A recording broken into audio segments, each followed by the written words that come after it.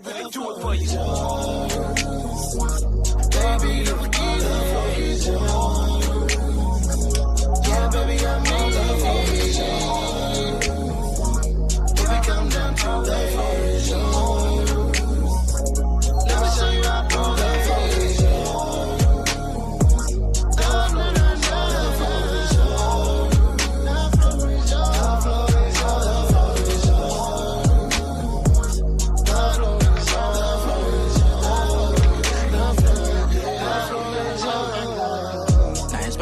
Y'all about my big bro Gerard in the podcast crew. Hey, what's up, everybody? Thanks for tuning in. You're with us again for The Floor Is Your podcast. Hey, once again, we are in store for another exciting conversation. And so, if any of you have been, alive for any minute of the day, you know that relationships can be tricky, and bridging the gap between men and women are extremely challenging, and especially with the unique nuances of being a black man and a black woman in today's society. And so today we're going to talk about those unique nuances, and we got some special guests that we are so honeymoon happy to have with us tonight, and we just can't wait to have this discussion. So as always, we ask you to subscribe to the Floor Is Yours podcast, and tell your friends, tell your auntie, tell your neighbor, to everybody that we're on, and get them to share it if you can, because this is a discussion I think is going to benefit many people. But without further ado, let's just jump right into it. First, I want to introduce my main dude, Gerard, who is here with us. You know Gerard. We and him go back like 4 flat tires. Gerard, say what's up to the people. What's up, people? How's everybody doing? Good. So let's move on to our special guests. I want to allow them to introduce themselves before we dive right into this conversation. So, ladies first, we got Dr. Elizabeth hanging out with us today. And so we're excited. We thank you for being with us today. We always welcome a woman's perspective. So thank you for representing the ladies tonight. So tell us a little bit about yourself. Yeah, so thank you so much for having me. I always enjoy being a guest. I've been on before, so it's like family. So super excited to conversate with you. And of course, as always, it's great conversating with Gerard. And I brought someone with me. But I'll start. My name is Dr. Elizabeth Jennings. I wear many hats, but the short version of it is I am an occupational therapist, a certified life coach, teen coach, and a mental health advocate. So really strong about just advocating for people, those relationships, the importance of bonds, and us just working together as a community. So glad to be here. Hey, thank you for being with us today. We can't wait to dive right in and to hear your perspective. So you said you brought a friend with you. We got Mr. Philip Smith with us tonight.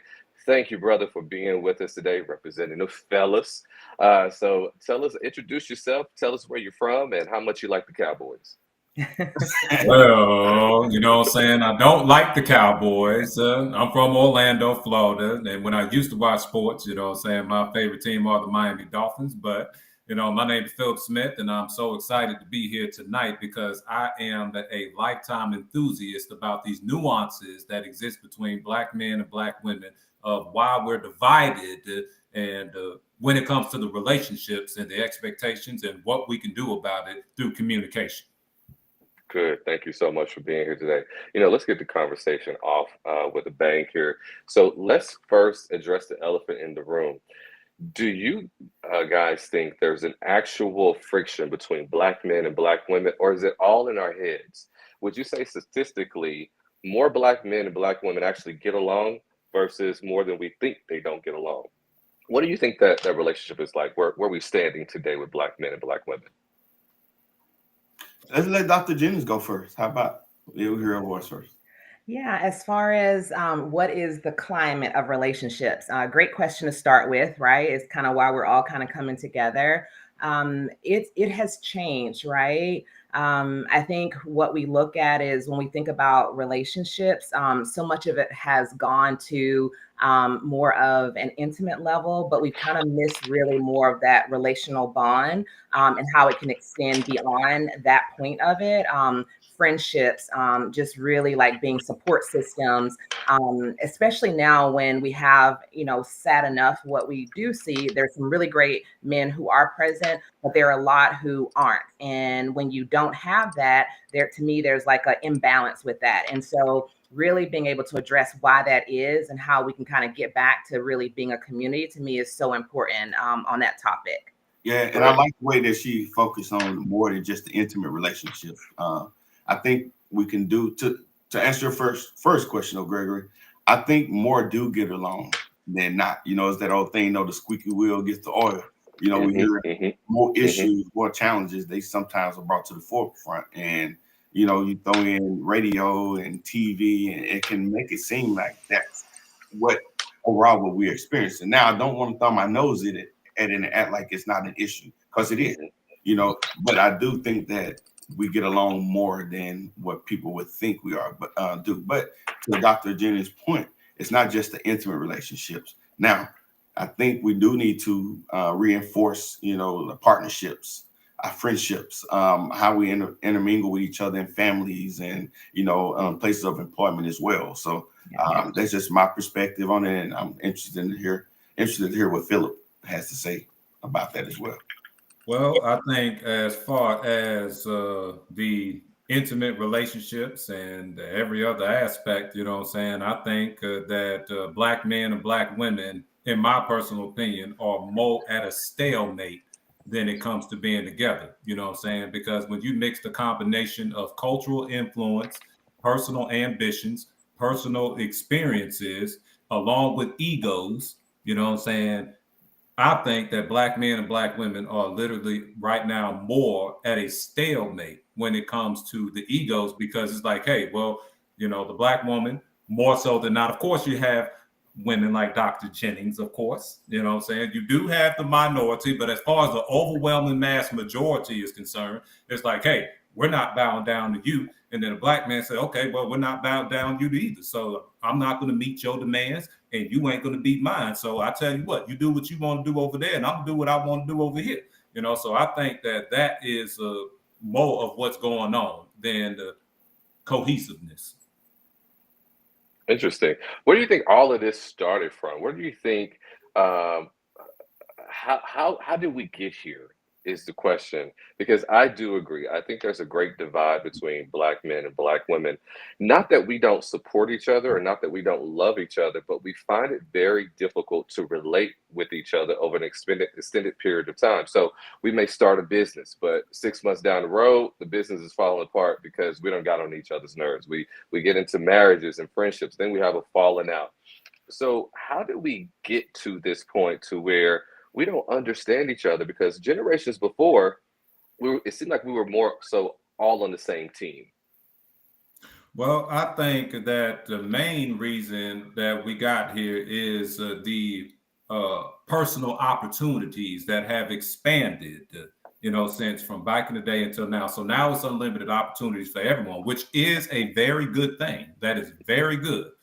So I think both Black men and Black women, we don't understand it or haven't been taught how to balance our personal ambitions with our desire to be in a relationship as well. So I think personal ambitions is the main reason why the divide has taken place. And with that personal ambition, and I'm just going to go ahead and put it out there, with that personal ambition, there are a lot of Black women who, because of their achievements, they look at Black men with contempt. So to say, hey, well, I got this education, I got this money, I drive this, I live here, I take trips here, I do this and that. So, a lot of Black women believe, not all, I ain't saying all, but a lot of Black women believe that if you cannot make enough money to complement my lifestyle, then you are inadequate.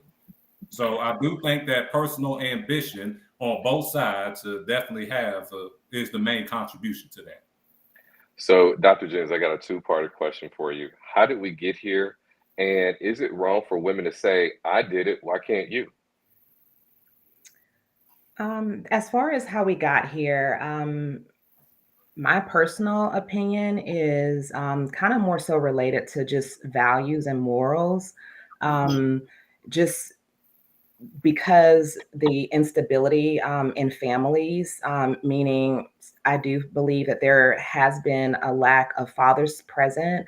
And so when that happens and you have a lot of homes that are reared by a single mom, and just we always say, like, a woman cannot raise by herself completely a man. There's some things that are just necessary and needed, and when that woman is doing the best she can and may or may not have support, it looks differently, right? And so what I see is men, just even though they kind of may love their mom, it doesn't carry over with respect for the person they're dating. To me, they started so early with like these relationships, so they really didn't have time to develop like how a man should treat a woman, because they started dating very early to fill probably some gaps and things like that. And so it just became these young type learning and relationship habits. And so as they grew into adulthood, they expected the same thing to transition over without changing or evolving into what a more adult relationship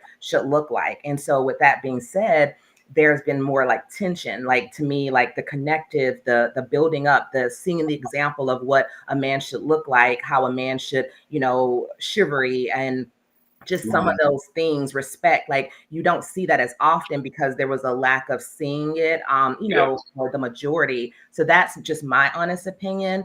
I'm coming from this from being someone who was married for 17 years. I started dating the same person I married when I was 14 years old, got married when I was 19 to that person, was married for 17 years and then divorced. And so just seeing that transition and then like now dating again. And when I've been single for like 10 years, but seeing what it looked like, it's not, my standards have always been like the same. And so I am the kind of person where I'll wait for to find that person instead of settling for what it looks like now, right? Like the quick meetups, the quick, like, people don't want to spend the time to kind of get there. That's on the relationship side of it. And then your two-part question, what was the second part? So is it okay? Is it practical for women to say, listen, I'm out here grinding. I got it. You should get it too. I got the education. I got the degrees. I'm earning the money. I don't want no dude who is not as ambitious as me. Is that fair? Is that a fair request? Or are women kind of setting their hopes up too high? So I think that standards are important. I think the way it's presented, though, may be a little different. I think that it's important to express, but as far as like the equal level, I don't think that's always fair.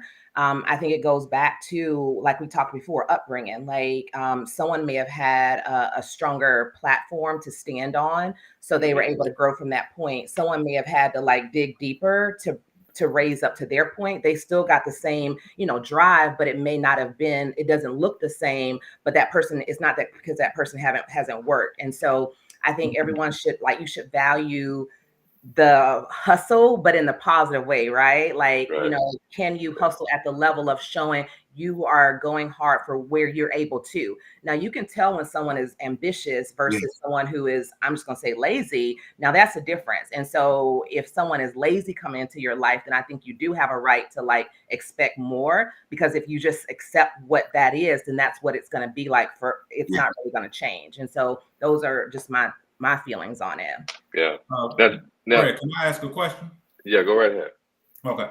Now, relating back to the dating and everything, when it comes to the income, you know what I'm saying? I ask everybody, even the fans can, comment, people watching. Now, in society, we all don't see nothing wrong with the man who make $110,000 a year dating a $75,000 woman, right? There's nothing wrong with that. But do you guys agree that a $110,000 woman sees everything wrong with dating a $75,000 man? Yeah. That's a good question. And I think he highlights what is an issue out there. But I'll go back to what we stated initially. I don't think that's the majority of people's mindset and focus. Now, again, just to address it, because I think it's fair. It's a fair question. I think what Dr. Jennings said is why or is a person there. Let's be honest, 75,000 is a decent income. So let's go with the more practical issue that we see out there. if a guy is making, say, $35,000 or $40,000. I think you just got to look at everything in totality. Like, what if that guy's operating his purpose? What if he's a great manager of money? And what if he has other things going on that can bring in additional streams of income? And I said it because right now we're and not to get political, but we see that just because you make a lot of money, that means nothing at the end of the day when it comes to a person's heart, right? So I think more than anything, people, we go through trial and error, and we may focus on the money part of it, as we're young. But I think for the most part, at least the women I'm around, they prefer that a man just has a good heart, and that's going to dictate or at least influence his income and how he carries himself and how he manages his money. So I think more than anything, it's the type of people that we're attracting. And if we're attracting those people who solely focus on the income, then I think that's some personal responsibility and accountability there as well. Yeah. And I agree. And I like I said before, I have a lot of things going on in my life. I have no problem if I met a really great man who is working hard, bringing him into what I'm doing. And it could jump and together, we could partner up and really push that, and it could change a lot of things. That's the way I see that when it comes to two people coming in, maybe at different levels. I think, like you said, the more you get to know someone, the more you're able to get beyond the superficial and truly see that person's heart, their intellect. You really get to kind of see the place they play in your life, and how that's going to either accentuate it, or it's going to kind of cause more harm than positivity on that end.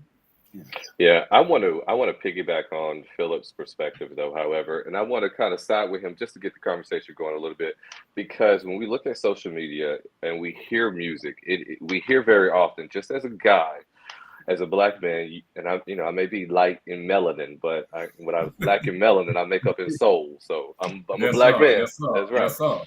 But as a black man, you do hear black women pronouncing in television and in movies and in podcasts that if he can't pay all my bills, then he's a no-ish ninja.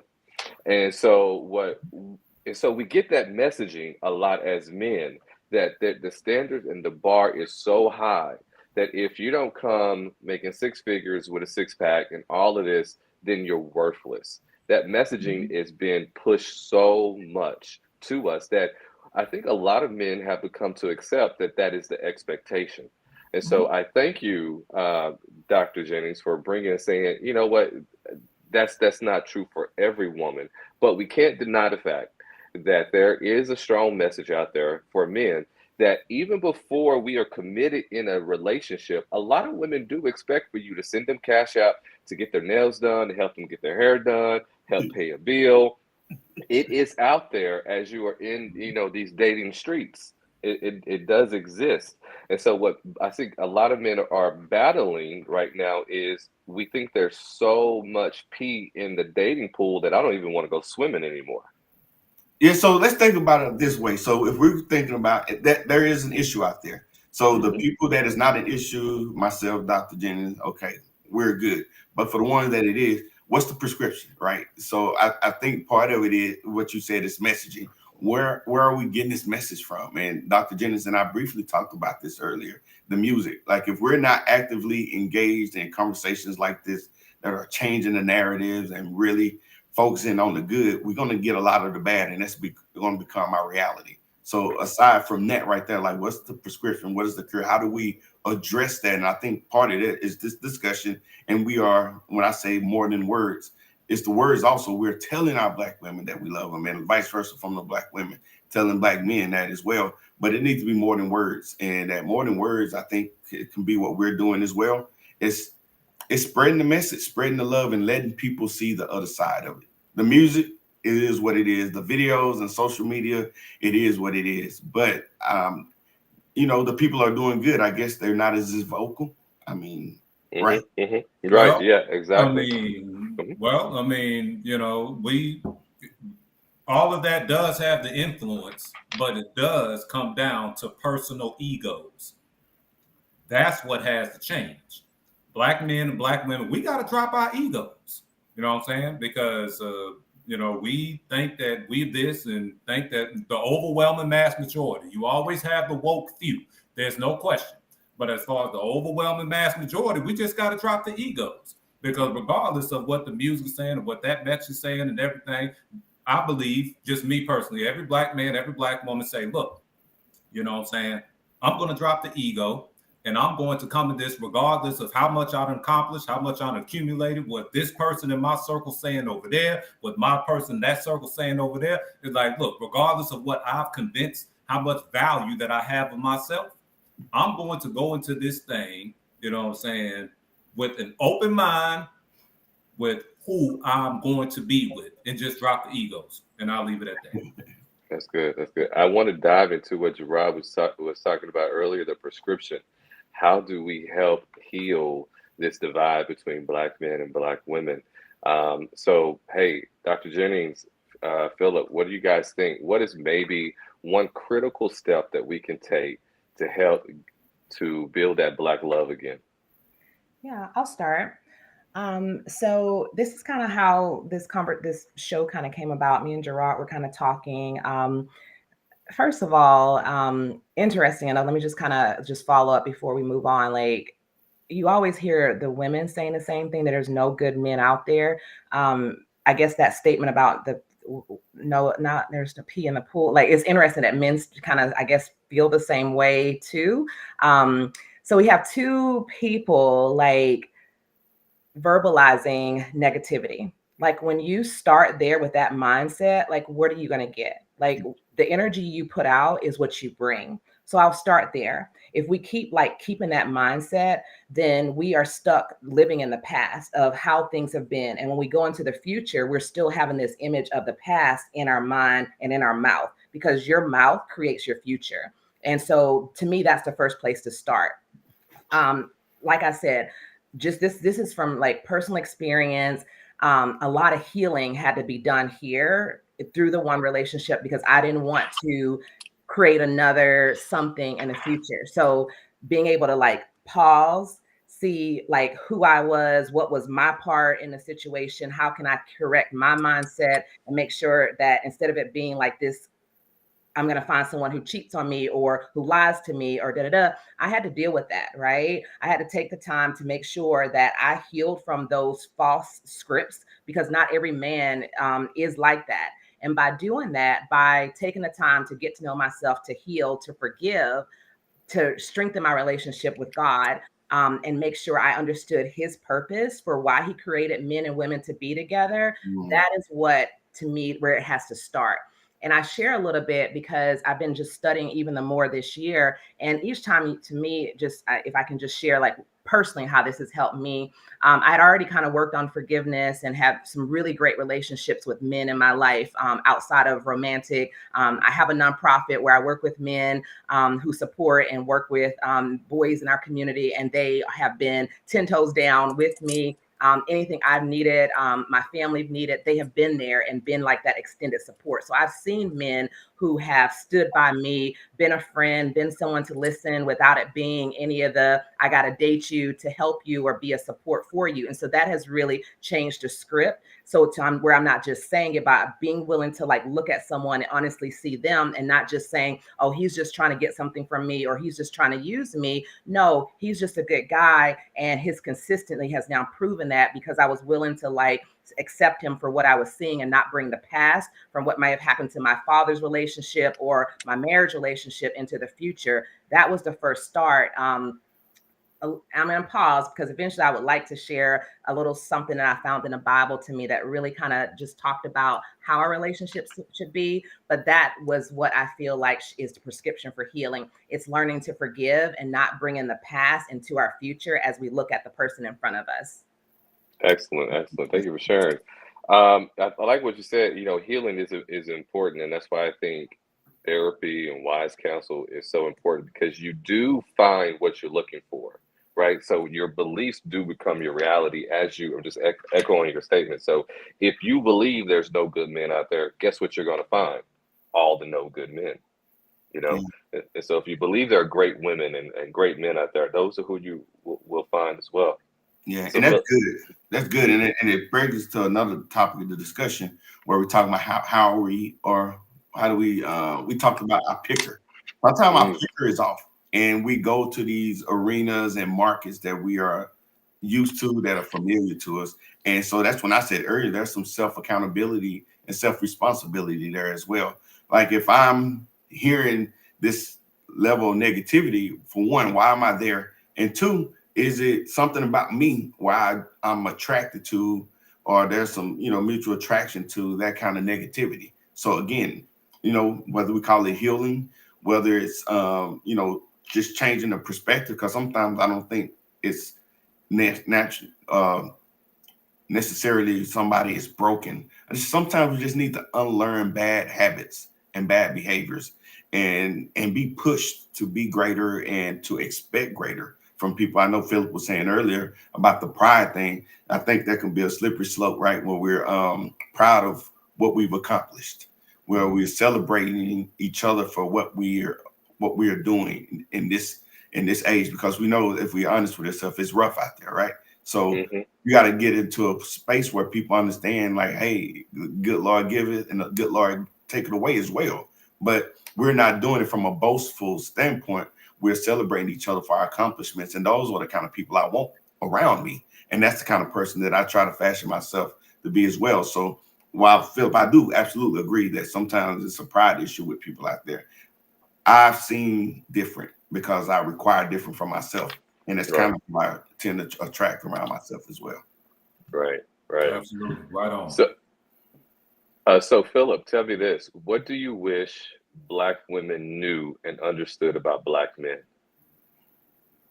Good question. Well, the number one thing is that a man wants to know that his heart is safe with the woman that he's in a relationship with. The doors of the church are now open. Yes, Thank sir. you, You know thank what I'm you for saying? that. That's the number one thing that we want to know. Yes. You know what I'm saying? We want to know that our heart is safe with the woman that we're in a relationship with. You know, I Can mean, you of course, expound on that a little bit? well, the Bible says, Proverbs 14:1, that, a wise woman builds her house and a foolish one tears it down with her own hands. Now, Mm, my personal caveat to that is a wise woman builds her house and a foolish one tears it down with her own mouth. You know what I'm saying? Okay. So that's just my caveat to that. It's like, hey, the number one thing a man want to know going into a relationship with a woman is that our heart is safe with her. We don't want, hey, if what we discuss will go on between us. You don't have to put it on the street. You don't have to tell your girlfriends, whoever, the entire community does not have to know and be in our business. So that's all I got to say about that. I'm gonna get off the soap opera. But the number one thing every man wants to be in a relationship with a woman, we want to be vulnerable to you. We really do.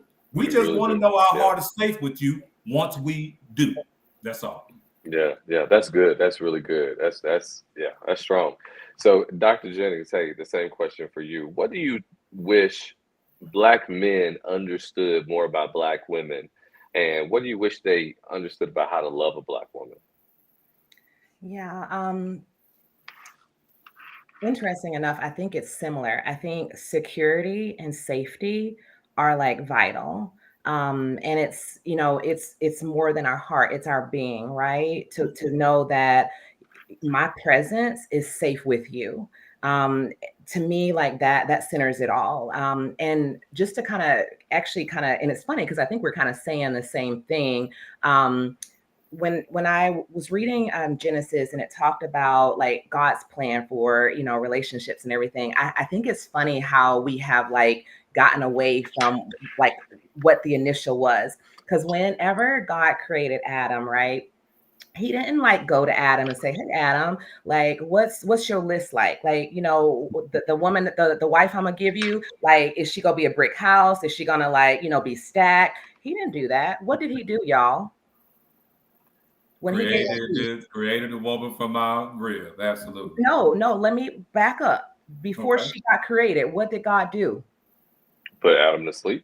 He put Adam to sleep. So he had no visual of what his person was going to be. It was not based on visual. He put him to sleep where he knew that man would be faulty in what he selected. So he put him to sleep. And he took from him, and his rib. When I think about the rib and what it protects for a man, like your ribs is your covering for your organs, your vital organs, right? So just to think how intimate that is and how close that's attached to a man's heart. But he took that part, that protection from the rib, and created woman and said, this is her, because everything else looked good, but this was missing. And it required him to like go to the very protection of a man's heart, his organs, his lungs, the thing that gives him breath. And that's where women came created from. So her job is to that same area that you guys say that a man wants to make sure his heart is safe. That's why she was created. She was created to nurture and protect that heart. And because if it damages, then that heart, the blood that circulated, cuts off oxygen, and it cuts off his ability to breathe, to live, to truly show up like he's supposed to show up. I love that. I love that.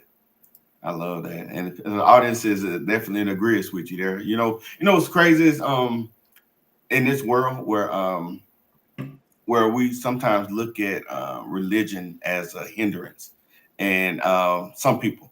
But for me, I think we got to subscribe to a value system, whether it's for most people it's their God, but something that says like, you know what, it transcends my fears, my own personal selfish desires, and it says it puts the desires and needs of others on the level playing field, right? But if you got two people out here that just grasping for understanding and trying to be heard and have been hurt in the past, and then you get them together, and it's just a recipe for disaster. So one of the things I did want to talk about is this idea of conflicting traumas, right? You got people who've been hurt, and that's really driving how they search for somebody and what they're willing to accept.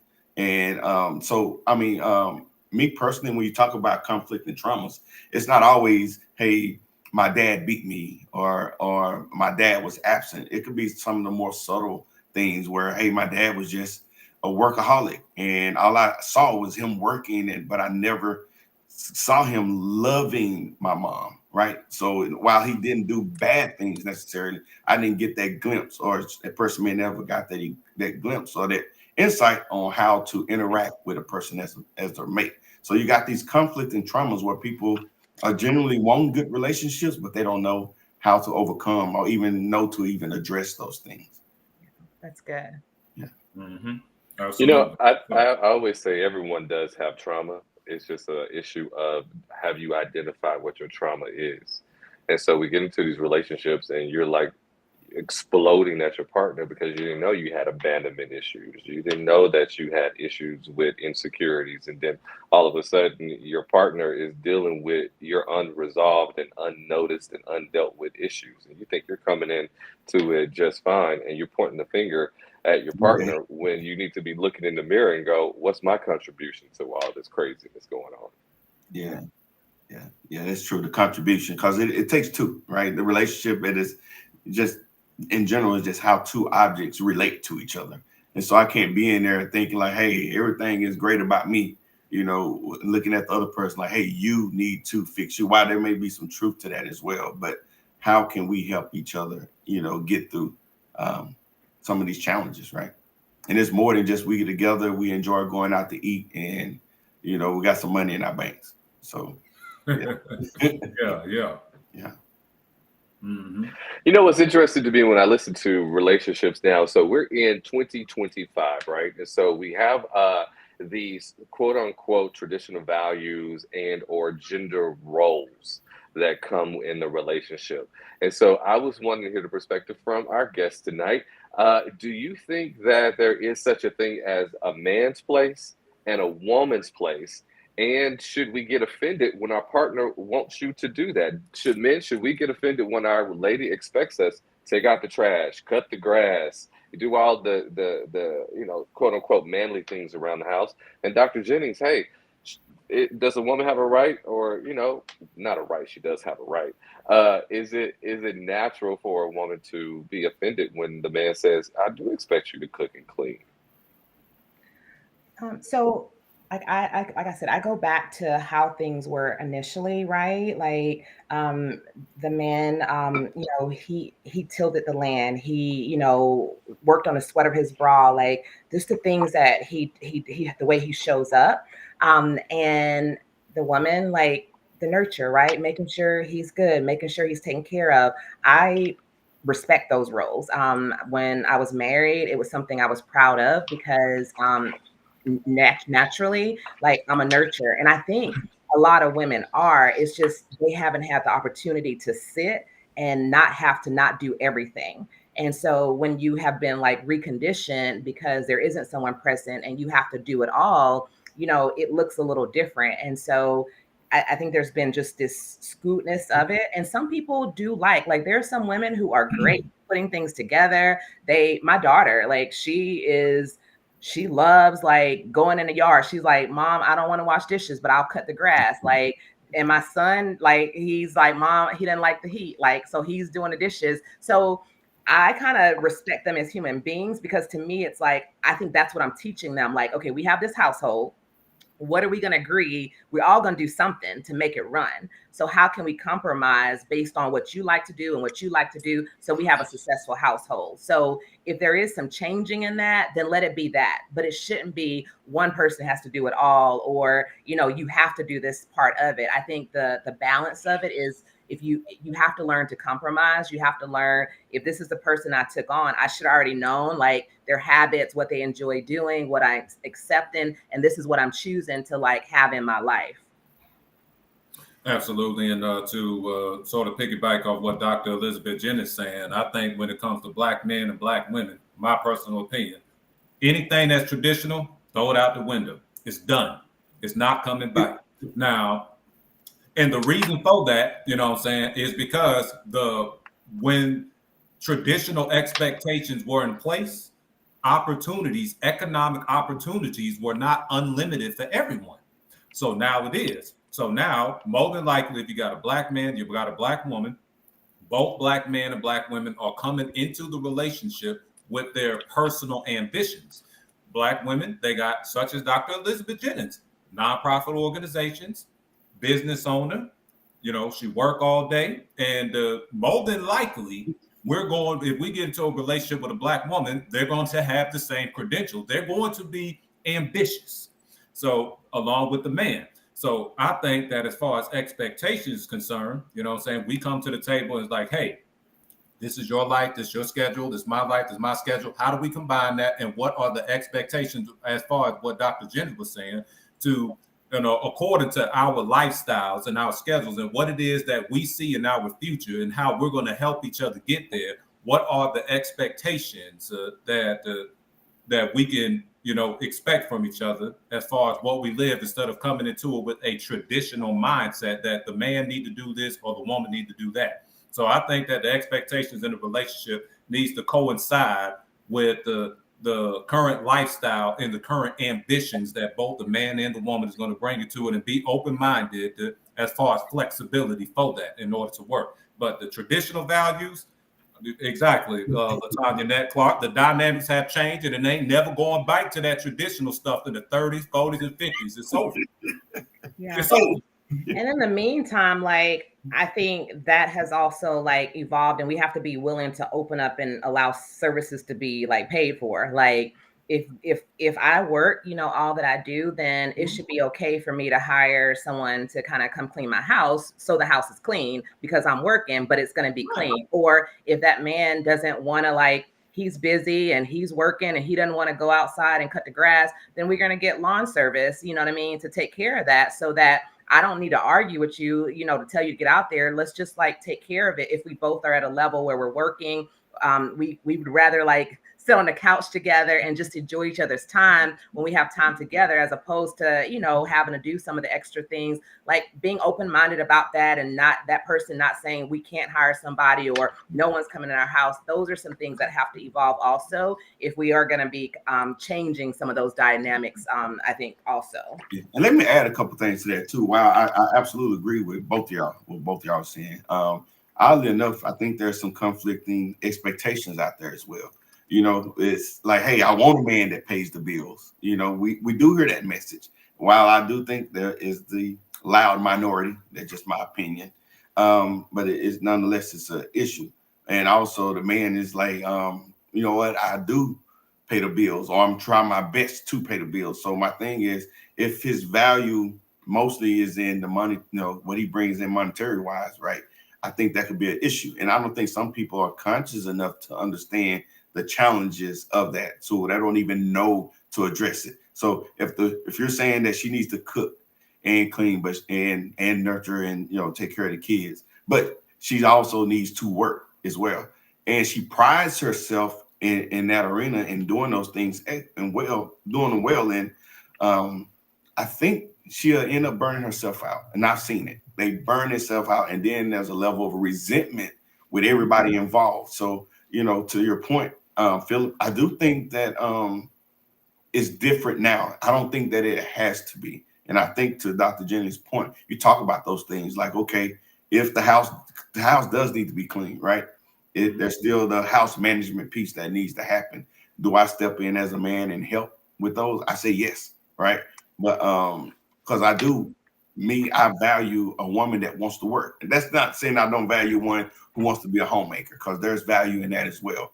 But if I take that on and she's working, I think it's foolish of me to put those expectations on her to be this, homemaker as well. We Right. both are putting in the same amount of hours at work. Absolutely. It's just me. Mhm. Well, here's another question I have. I think that is probably a bridge that will kind of help us connect with Black women, Black men, and Black women is, um, Philip, do Black women have stereotypes that they have to overcome in dating? So if you're out and about, you kicking it with Gerard, and y'all going out to pick up some women, Mhm. and you see a pretty Black woman, beautiful Black woman, do you first think in your head she's going to be A, B, and C before you even allow her to present herself? Are there Yes. stereotypes that Black women have to overcome? Yes. Let's And talk about it. I'm going to keep on addressing this elephant in the room. It's all got to do with economics. So, say, Gerard, me and Gerard will go out, we have a conversation, this and that. I have a conversation with a woman. It could be a real good conversation. We vibing, this and that. Then all of a sudden, here comes the question. Dun, dun, dun. What you do for work? And everything rides on that question. Any and everything that proceed or has a chance of proceeding rides on that question. If she don't know your income offhand, then she's going to pull her iPhone out and Google it. That's what's going to happen. It's all about the money. But Phil, let me ask you this though: is it also her, not just her asking, but do men lead with that as well? No, men don't lead with that. They don't. There's a lot of men that sit up there and try to hold a good conversation. They try to go at it honestly and correctly. But then all of a sudden, when she asks that question, what do you do for a living? What you do for work? You know what I'm saying? And if that image does not coincide with the personal, see, one thing that men and women have to understand is we select women and women select men differently. Men select women for the piece that we want on the inside of the home, and women have a tendency to select men that coincides with their image on the outside of the home. That's I don't deny that. And the reason why I was asking that, because I've talked to women, and again, man, I'm connected. I am connected to, blessed to be connected to some accomplished women, but they're in tune and with their understanding on what makes relationships thrive.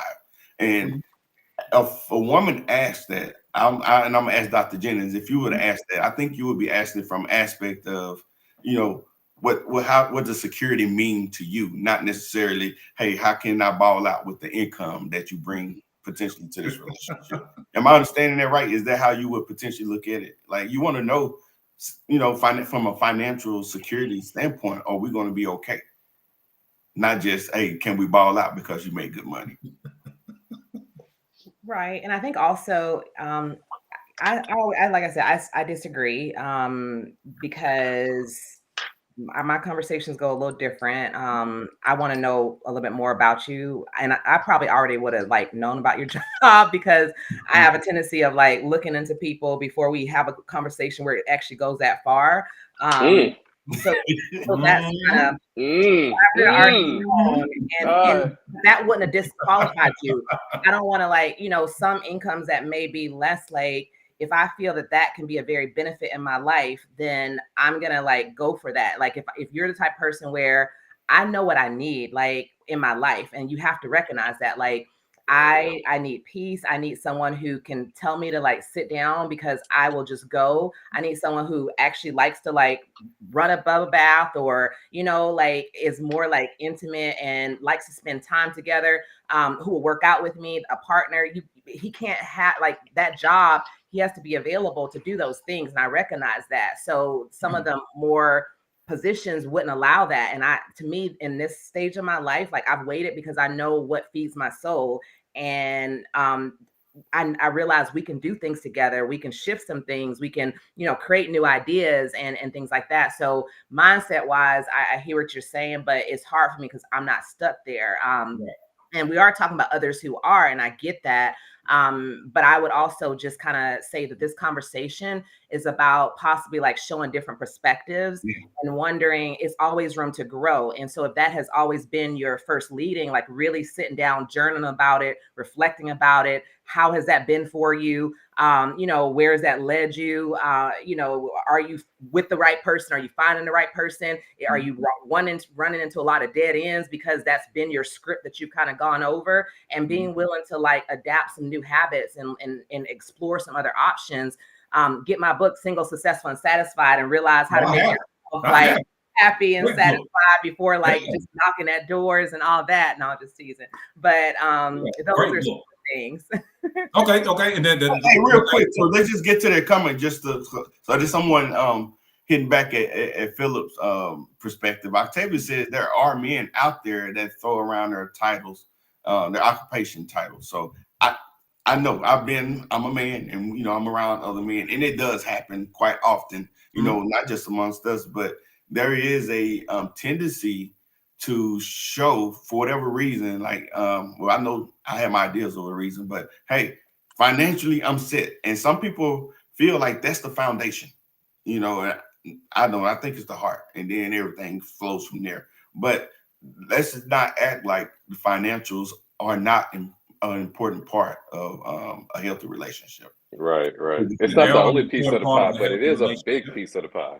Right. And I just have one question that we can move on from it. You know what I'm saying? Just a general question. You know what I'm saying? Like back then. And of course, Dr. Jennings, I agree with everything that you're saying. Trust me. Octavia and Lynette, I don't put all women in the same category. I'm speaking on the overwhelming mass majority. So just the one question for everybody on the panel that I asked earlier. We know that a man sees nothing wrong with him making $110,000 dating a $75,000 woman. But I'm honestly asking, how likely is it in our society that a woman who makes $110,000 will be dating a $75,000 man? So when I was married, I had a college degree. My husband had a high school diploma.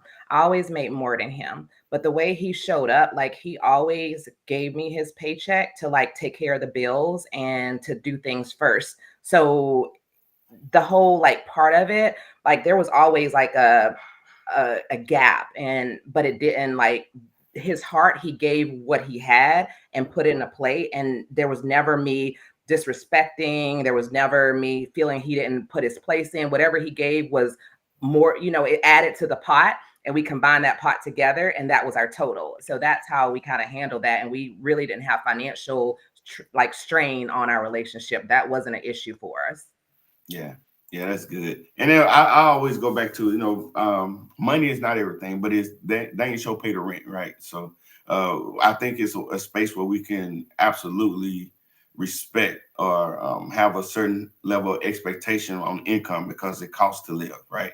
But at the same time, if you're ignoring that person's heart, and in the scenarios that Philip was describing, I think there's potentially a heart issue there that, no matter what amount of money that man makes, their relationship is going to be probably some level of toxicity there anyway. So that's just me. So Yeah.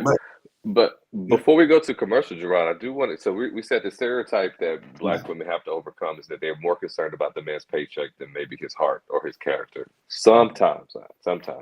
But I do want to ask Dr. Jennings before we go to commercial, what is the biggest stereotype that you think Black men have to overcome when dating or in relationships?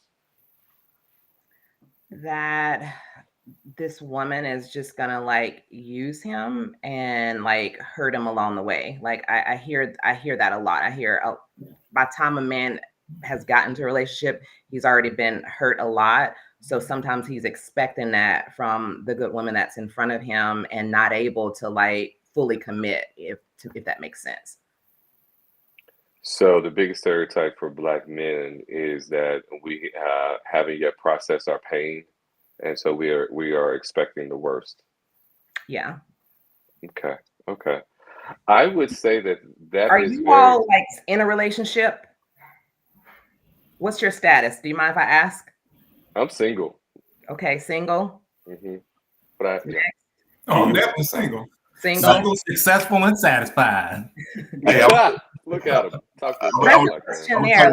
there. Like, what's been the, and I know we're gonna come back from a commercial, but maybe finding out what's been the barrel for each of us would be probably an honest one to kind of share with this conversation. Okay. Yeah, let's do that. Let's go to commercial and we come back and we'll unpack this question a little bit more. I'm here for it.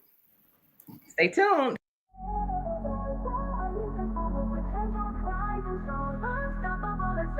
She's breaking through, reaching for the sky with fire in her heart. She'll never be denied. In the face of every challenge, she stands tall. With courage blazing bright, she conquers all. No obstacle can hold her back, no fear can change. She's rewriting the rules, forging her own domain. Through storms and shadows, she finds her light. Her spirit fierce, her dreams. Hey, Gerard, before we get started, I want to say shout out to our queens. They're not with us tonight, but Ivory and Amisha, we love you. We can't wait to kick it with you again. And of course, Tamika, who is always clutch. Thank you so much for always supporting us on the Floor is Your podcast. We love Black women, and we're not ashamed to say it. So shout out to our queens that are always there supporting us behind the scenes. So guys, we were talking about stereotypes that men have to overcome, that women have to overcome. And so you left us with a good cliffhanger there, Dr. Jennings, and you were wanting to explore, you wanted to have us to explore, maybe discuss some of the things that we've experienced personally. Is that right? Yeah, like I think it's a great conversation to hear, just why, because it sounds like we're all single, but what has been from the man perspective, the reason why for you all? That's a great question. Gerard and I talk a lot, so let's see if I can give the PG version, because when he and I talk, it can be kind of too raw and too real. There's a couple of things that I have heard and that I have experienced, and so probably one of the biggest things is the woman wanting to move too fast. So within like the first few days, she's already talking about children that we're going to have together and what kind of house we want to get. Like, whoa, I'm still getting to know you. Can we just take it a little bit slower? And so it could be the age group in which we're dating in now. But I've seen a lot of women wanting to put pedal to the metal and let's do this. What we waiting for? Let's go. Thank you for sharing that. Okay. Philip? Well, I think the number one hurdle is, well, I'll just come on out and say it. You know what I'm saying? With Black women, I love my Black women, but I feel that, there's definitely a lot of reluctance to give up the reins of being in control all the time. There's a huge reluctance to giving up the reins to being in control all the time. They're used to having to do everything, do this, do that. They're used to constantly being in control all the time. So when you come in a situation and you're trying to exhibit leadership qualities, then more often than not, they're not receptive of it. And that causes a huge rift, because, if you're a man, I say all the time, a lot of men think that resources make them alpha, but it's actually vision and leadership that makes, a man alpha. You know what I'm saying? And, not to get on the too deep of the soapbox, but my experiences personally have been a lot of women, Black women, have been very reluctant to give up control, wanting to be in control of everything and being receptive to, leadership. Interesting. We'll have to I figure out haven't. I what haven't Philip seen that. find these women at, man. I know because I haven't seen that. I haven't seen that. And not to disagree with you, brother. Yeah, not Yours disagreeing is with fair. you, but yeah, Yeah, I think we need to take our ministry to that group of women that Philip absolutely. grabs. Well, they need I'll a talk to them. I ain't got no issue with it. I'll talk to them. Yeah, I yeah. believe you. And I'm not disregarding Oh what yeah, you're no saying. doubt. But yeah, I just know, man, there is that pool of women out there, and Yeah. um, this ministry is for them, and maybe that's part of the prescription is that we help educate or show them different, right? I know, my mom and my dad, my stepdad, they've been together since I was 4 years old. So I've seen and benefited from that long-term relationship. Now, it didn't end up being my story, but nonetheless, I still believe in marriage and healthy relationships. So, that's a lot to do with it too. Is our perspective, and it make it seem like what's that old saying? We can't see the forest because of the trees in front of us. Sometimes that's it, right? But I know that there are some accomplished women that are still loving and caring and nurturing, and it's not like we was when we was 15 and 20 years old, walking down the street, going to Walmart, and we run into them. Unfortunately, they up in the house watching Wheel of Fortune at 6 o'clock. But I don't know. How do you meet them? That's a whole different discussion. But I know there are a lot of successful but loving Black women out there, and I want to make sure that we Absolutely. keep highlighting. Yeah, there are. There are. And so I wanted to highlight a couple of things I think we can do. I want to put a couple of verbs to what we're talking about today. I just want to give a little bit of an offering that I can to men and women about how we can love one another Hey, better. y'all hear that noise? Background noise? It went away. Yeah, it Okay. went away. It was gone. That was none but the devil. Okay. What was the question again, Greg? I said it was none but the devil. Uh, We're gonna do this. So here's what I think. Now I want to hear the panel's thoughts around this. Just kind of throwing out things I think that Black men can do to help love and nurture Black women. I think these are the things that Black men can show up as in order to allow Black women, as Dr. Jennings was saying earlier, to let their guard down so that they can express their femininity. And be comfortable doing that because Dr. Jennings, I do agree with you that Black women have had to carry the weight for far too long by themselves, that it's uneasy for them, that they haven't yet known what it's like to be fully a woman because they're doing so much. So number one, Black man, show up as a spiritual covering. Show up as a spiritual covering. You don't have to know every chapter and verse in the Bible, but show some spiritual intelligence, if you will. Be mindful of God. Be conscious of God. Show her that you are seeking God's heart.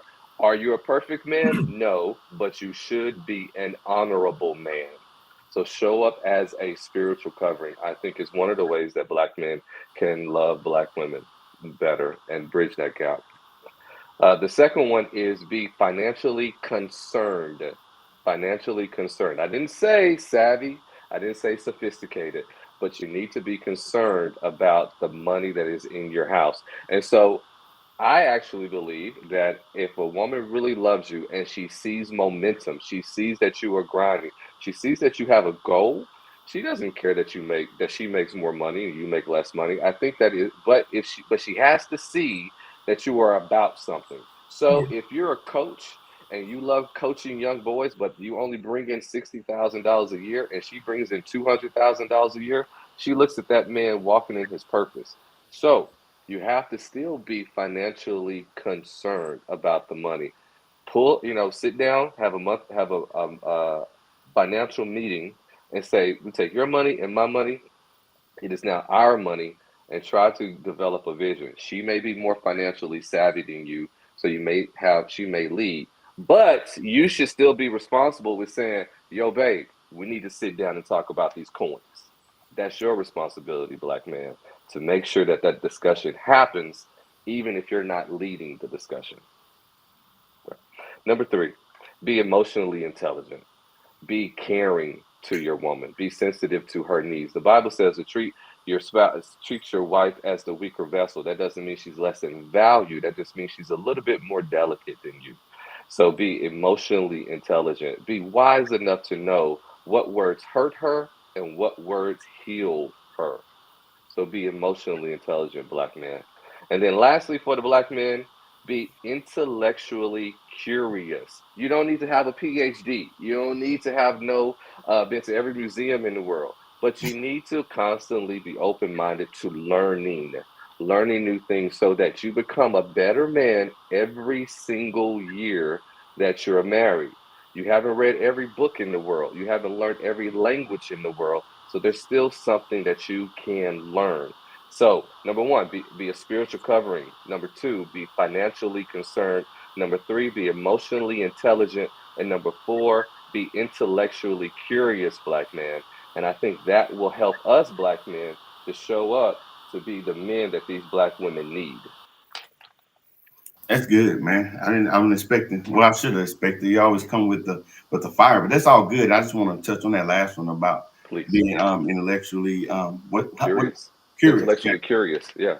And we talked about that yesterday, Dr. Jennings and Philip, on how sometimes we're fighting with old information, right? So I think it's imperative that we are aware of today's challenges and just thinking sometimes like just because I make more money or I work harder or that hey I take you on a trip here and there, that's not always the cure, right? While those things are important, but you finding out like what's driving her, and the other part of that verse that Gregory's talk about is it says dwell with her with understanding, and I think that's the important part of it. I get this whole idea of we're being equal. While we are equal, I don't think the responsibility and accountability of the health of relationship for the Christian marriage, and every body has their own ways of doing things. So I'm not trying to say that this is objectively the only way to do it, but you have to have asthmatic north, part of my military references, but somewhere that we could point to as a direction that we need to go when we facing the challenges. And I think as men, if we take the lead, that don't mean that we have to be the smartest, most knowledgeable in the situation, like in the financial scenario you painted. She may be more savvy or smarter or more disciplined with money, but make sure that y'all having that conversation and let her lead in that space right there. But I don't think the other part, there's no um, um, what's the word I'm looking for? There's no way to replace emotion, the importance of emotional intelligence. Intelligence. Yeah, Yeah. Yeah. and I'll share this story with people all the time. That when I was married before, me and my wife, we were going at it, and she hit me with a gut punch one day. I told Gregory about this, but she said we don't need two women in this house, and I was like, whoa. I was like, okay. So fortunately, we were in therapy at the time, and the therapist was teaching us to learn to look past what was said, even if it's harsh, to try to understand the message that's trying to be delivered. What she was telling me is that she want me to be under control and not going off the deep end. Even if I have reason to be angry and upset, control your emotions, and and there is no substitute for that skill set right there. So thank you for those four. We'll put them in a comment, Gregory, if you don't mind, after the show, to make sure you put them in there so that people have. Yeah. Absolutely. Absolutely. So, Dr. Jennings, what you think of the list? Should I have added a six pack, 6 foot No, Maserati driving a Mercedes? yeah, I think it's a great list. I think you started at the core of what's important, having that spiritual covering. As a Black woman, having a man who can like speak life into you, pray over you, is a powerful thing to start with, because then you're realizing you have a strong foundation of someone that's present. I think underneath the terms that you use, more specifically, just being an effective communicator. I think that goes under some of that emotional intelligence, but communication is so important. Like It'll get you through the hard times, and really being able to know how to express your feelings and not hold things in, and just enjoy the beauty of what that, because as you get older, that's what you're still going to have, someone that you can talk to. And that's where you talked about being like intellectual. You have things that you can bring up in conversations, and it doesn't have to all be relational. And if you just go by the superficial, when you guys are together spending time, you realize we don't really have anything to talk about. We realized we didn't even really like each other because we were spending so much time looking on the outside that we really didn't get to know about love and each other. But I would like address one thing I'd like to say. I know you were saying like some women like to kind of move fast and things like that. I think allow that woman to dream. And as a woman, that's what we were created for. Like marriage and family and love, it's central to us. And so it's on one end, if you find the right person, it should be a compliment that someone sees you as that person they're trusting enough to open their heart up and share, this is truly what I want. Most men, when they find that right person, they will know pretty quick that this is the person, and those conversations will happen naturally. Like, you'll know, this is my woman, this is my wife. And when you hear it, it just falls in a line. If you're hearing it too soon, then you haven't found that, you've been looking, maybe like God need to put you to sleep and make sure the right person is sitting in front of you. Because when that person's there, and it won't take too long for you to realize like, this is where we're going and our purpose and things like that. So that's just how I feel. I've been through That's a lot. great. But I'm a dreamer now, and I will be that person who loves and gets excited about marriage, even after how long it's been, because you want that excitement. Like, God is a God who will give you hope, love, a renewed future when you've truly done the work to get to a place where you're ready for that partnership with your person. That's great. Thank you for sharing, and thank you for adding to that list of a good communicator. And I think that is great. And then I think under spiritual covering that we can cover a protector as well. So that's great. All right, ladies, y'all ready for the man's list? So I'm gonna hold your hand when I go through this list. Okay. All right. Y'all ready for it? Here it is. Number one, we've already said this. Philip, you said it, and so you knocked it right out the park. Most men, number one, are looking for a safe space. We're looking for a place where, as Philip said, I'm not saying that you have already said before, Philip, is we don't want your hairdresser to know. We don't want your mama to know. We don't want your sister to know our secrets. We told you. We didn't tell everybody else. And so nobody else needs to know. And so, ladies, how can you love a black man? Make sure what he tells you in confidence stays only in your heart. You don't share that with no one else. That is a huge need for a man, to know that he can trust you with his heart. One of the greatest privileges that a man will give you is to put his heart in your hand and say, please don't hurt me. And so being a safe place for a man is the number one thing that a black man is looking for, because the world does not love us black men. The world does not care about our feelings. It doesn't care if we're having good emotional health, good physical health. The world does not care. But we want our black woman to care that we're in a good space. So please be our safe space. Number two, supportive of our dreams, whatever his dreams are. If it's reasonable and rational, support him. If he believes, hey, I can go back to school and get my PhD, we need your support. We need you to occasionally encourage us and say, don't forget, you're better than this. Don't forget, you said you were going to do this. Don't forget that you are the man that can do this.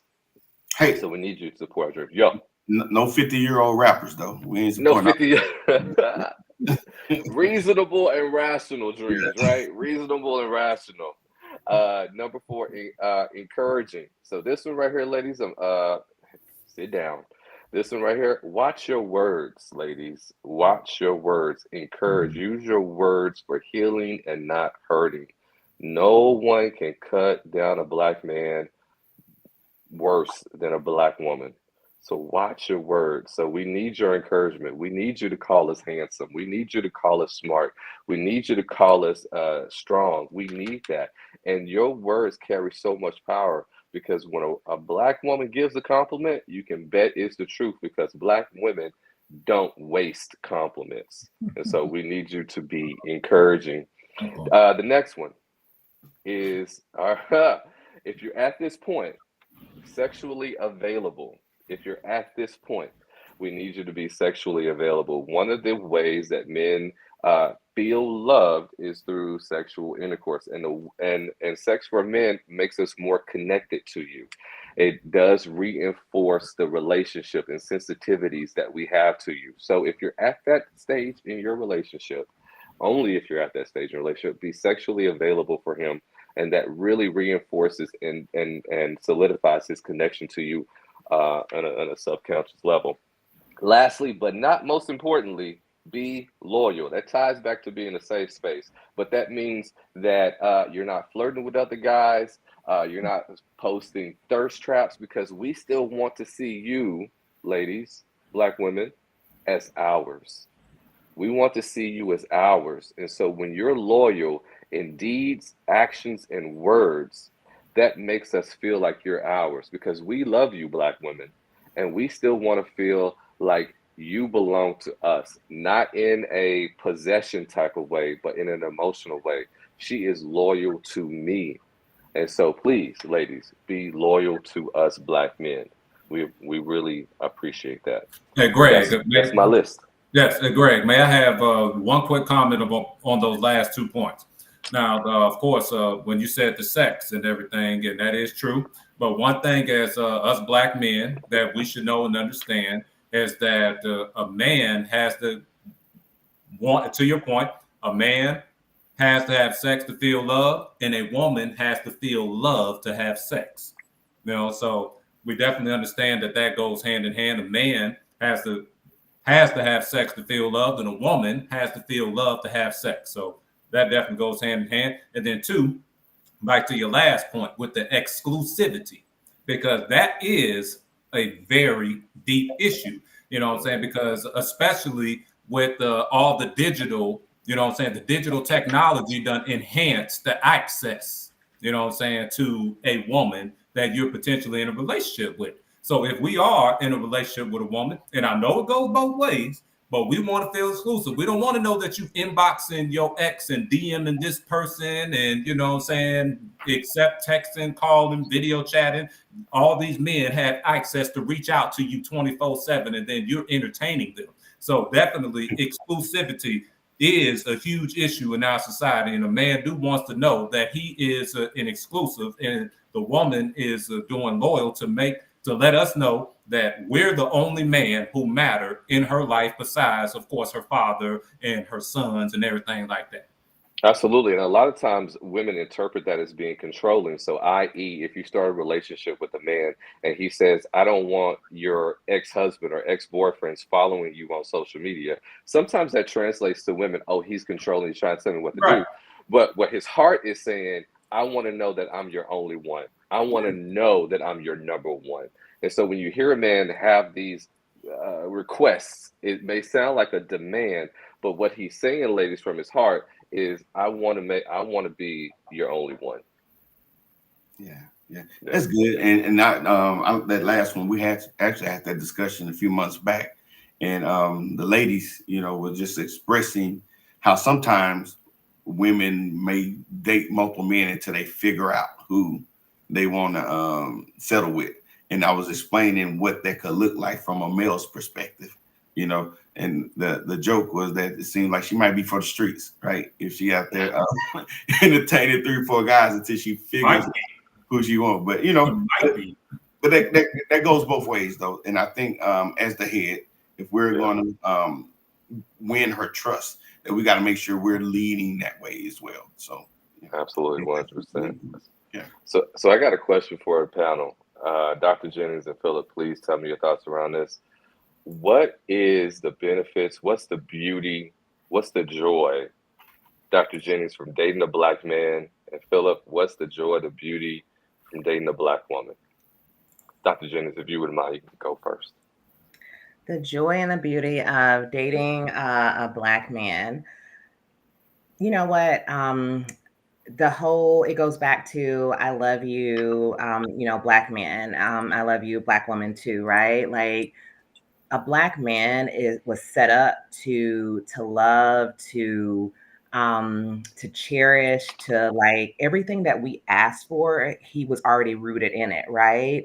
His ability to engage, his ability to just, one word, and when you're locked in, okay, that's all I needed, right?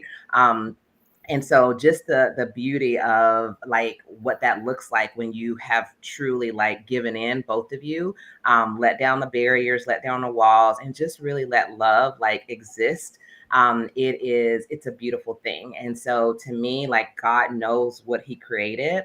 And when we have that magic with the right person, like there's nothing like it, right? It was meant to, that's why you can have it for a lifetime. And it was meant to be that one person, because when you find that, there's no one else who can fulfill those voids or those places, that relationship when you're together as partners, like fulfill within itself. And so to me, that's the beauty of when you found your person. Awesome. That's wonderful. Thank you for sharing. Philip, tell us what's the beauty and joy from finding love with a Black woman?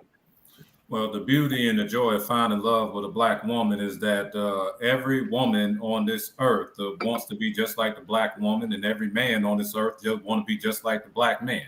You know what I'm saying? The Black man and the Black woman, the rhythm. We have the greatest rhythm that will ever exist in this world. You know what I'm saying? We're the most creative. I mean, I just love it. I really do. The rhythm of the Black woman, you just can't find that nowhere else. She is truly the greatest woman in the world. I think so. And, that's all I I can think relate so. to, just the rhythm. That rhythm, you can't get it from nowhere else as far as, her creativeness, her insight, her inquisitiveness, her intuition, everything. So she definitely is the perfect partner. And I love Black women. No doubt. That No was doubt. poetic, Philip, man. I like that, brother. That was, man. I felt a little tear coming out. Yeah. A little emotional. Hey, Gregory, so it's been a great discussion, but this is where we come to. I see he's not here, so this is where we turn to you now for the wrap up of the discussion and give us some words of encouragement. Yeah, yeah. I'm going to say this. Black love is important. And the reason why Black love is important because we're showing our children that they are lovable. And how best do we exemplify the worth that our children need to feel is they need to see their father loving their mother and their mother loving their father. Here's the deal. This is what I'm going to leave you guys with. Here's my best tip, that best piece of advice I can give in relationships to Black men or Black women. But I'm going to direct it toward men here for a moment. I'm going to say, Black men, if you want to love a Black woman, this is the secret. I'm going to give you the secret right here. You don't have to go another further. First, ask God what she needs, and then start loving her from there. If you want to love a Black woman, first ask God what that Black woman that you love needs, and then start loving her from there. He'll never fail you. He'll never let you down. Listen, Black love is important because for some reason, the world is intimidated by it. The world is scared of it. And the world is, and the society is only scared of things that they are fearful will overpower them. We are a generation, we are a people that are naturally talented. We are a people that are naturally intelligent, and we are powerful in that. And the world is trying to take our power away. And the only way that we can retain it is that we have to hold it tighter. So, Black man, hold tight to that Black woman. Black woman, hold tight to that Black man, because the world is trying to attack us, and we have to love each other and save ourselves. So, if we want to know how to love each other, we're going to have to ask God first, what does my partner need? And we're going to start from there. Dang, man, that was good, brother. That was really good. Okay. Appreciate you. Yeah. So that was awesome. So now we'll just take a moment to let the guests give us their parting thoughts, and then from the parting thoughts, I know you got some things going on in the community too to share. So before we get to your community work, let's go ahead with the parting thoughts from this discussion. Dr. Jennings, you first. Yeah, this was a great conversation. I loved what we did, y'all. We communicated, right? I think when we started, we realized like we have difference of opinions, and that's okay. But it's important to have a safe space to be able to express that. But did you see how the flow of the conversation went from, well, this is how I feel, this is how I feel, to like so much love and unison at the end? Because that's what open communication does when your heart is like pure, your mind is open, and you're just learning. You're taking it in, you're taking this person's perspective, and then you're able to like really like just see differently. And so that's what we have to do to truly learn, for a Black man and a Black woman to like truly, whether that's relationship, whatever that might look like, whether it's a friendship, learning to listen to each other, learning to learn more, be willing to be open-minded, and just kind of, let what happens. And there's just so much beauty in how that goes, so that we can continue to like love each other along the way and support one another. So I love the conversation, and I'm just happy with how the flow of it went with everything, y'all. Good stuff. Good stuff. Appreciate that. It's always a pleasure, Dr. Jennings. Appreciate you saying yes to coming on the show. Brother Philip, what you got for us? Parting thoughts for the discussion? Well, I definitely enjoyed the conversation, and I learned so much from all of y'all on this panel tonight. And, I mean, we obviously are here because we identify that there is a issue that exists, and we all are optimistic about the outcome that is going to build a community that's going to, to keep the families intact, and to for all of us to become a better version of ourselves, which is through love, And I really feel, audience tonight and everybody on the panel, I'm not pessimistic when it comes to that, but I do feel that in order for that to happen, all the issues that lies beneath the surface needs to be tactfully addressed. And I'm definitely not afraid of bringing up what those issues are. And then we come together like we did tonight and we discuss solutions. So I enjoyed it. Good stuff. Good stuff. And mine, just real brief, I'm going to channel my Amisha Thomas, our own very own inspirational shit. She says this often: love like you've never been hurt before. And, that takes a level of bravery, courage, self-awareness as well. But more than that, what we said earlier, you got to work on your picker. Love like you've never been hurt before don't mean just jump out there and date anyone. You need to know what you're getting into. And I love what Gregory said: ask God, what does that person need? And that could be in general or about a specific person. So just take that self responsibility and self accountability. Like, what, bad did happen, but that doesn't have to be my death sentence. And love is out there for us all, and it just takes us to do our due diligence and make sure that we're picking and engaging and entertaining people that are of like mind and values and principles. And I think we'll all do well. So that's it. But Dr. Jennings, I know you got some things going on in the community, and while you start talking, I'm gonna cue up the slide I have and let you talk about this. Yeah, awesome. So I think it's a perfect, like, what I wanted to share is, many of us have been hurt before. And the one thing that has like helped me and what I, teach classes on and help other people is the importance of forgiveness. In order to be able to love like you've never been hurt before, in order to be able to have like a fresh script, you really have to understand what true forgiveness looks like. Because when you experience that, you're able to see people, you're able to love differently, you show up differently, the baggage you're able to leave behind, and really look forward to a fresh and bright start ahead of you and in front of you, which is so necessary. So I just wanted to share. I'm an author too. I've self-published 14 books, but one that I think was very appropriate for this conversation is the Forgive and Let That Go. Like, this was written through like a personal experience of me forgiving some things through people in my life that I really needed to heal, whether that was father, whether that was ex-husband, whether that was friendships, how I did it. And I put it into a book as a life coach so others can kind of understand the process where they may be stuck and holding on and not knowing, want to let go, but don't know how. This walks them through how to kind of work through that process so you can get to the other side of freedom. And so I just wanted to kind of share this particular book here. If you go to my website, which is www.booksarefire.com, you can find all the books there that's available, or it's available on Amazon also. So just wanted to kind of share those resources. And if you love to stay connected, I do a lot of workshops and classes for just helping us as whole, mending those relationships and just becoming better persons within ourselves. So thank you. And what's the name of that website again? Website for your book? It's www.booksarefire.com. Okay. So, and we'll make sure, and if you don't mind, can you go to the chat in the show and put that in there for the people that want to follow you? And yes, definitely will. Yeah. Thank you. Yeah, Philip, anything you want to share that you got going on in the community or any last words before we kick it over to Gregory? Oh, nothing at all. You know what I'm saying? Except the fact that anything and every initiative that the Honorable Dr. Elizabeth Jennings is always initiating the community. You know what I'm saying? I'm always 10 toes down with helping out and to help build the community that we all want, of course, through love and support from one another. So, amen, brother. Yeah. Appreciate you, man. You're a good guy, man. Appreciate you. Glad to meet you and for you to be part of this discussion. Mr. Gregory. Hey, yo, listen, everybody. The Floor is Yours podcast is exactly that. It is your podcast. We want to say thank you so much for watching and listening and participating and commenting on this discussion. We hope it was a blessing for you. We don't do it just to do it. We do it because we want to make an impact on this culture that we have. We want to make an impact on the world. And so if there's a discussion that you think you would like for us to have, please let us know. Whatever it is, not too big, it's not too small.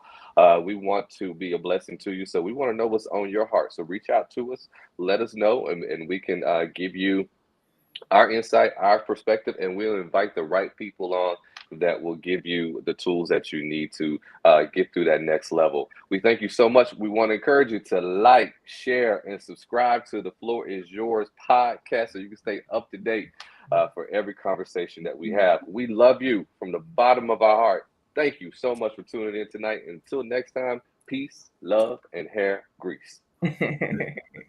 This one here really do it for you.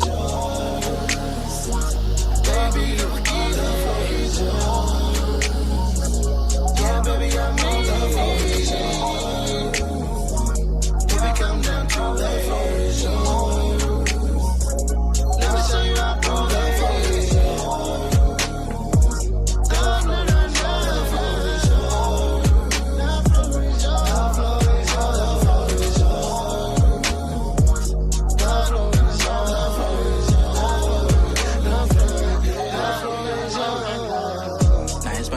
y'all about my big bro Gerard in the podcast crew. Until next time.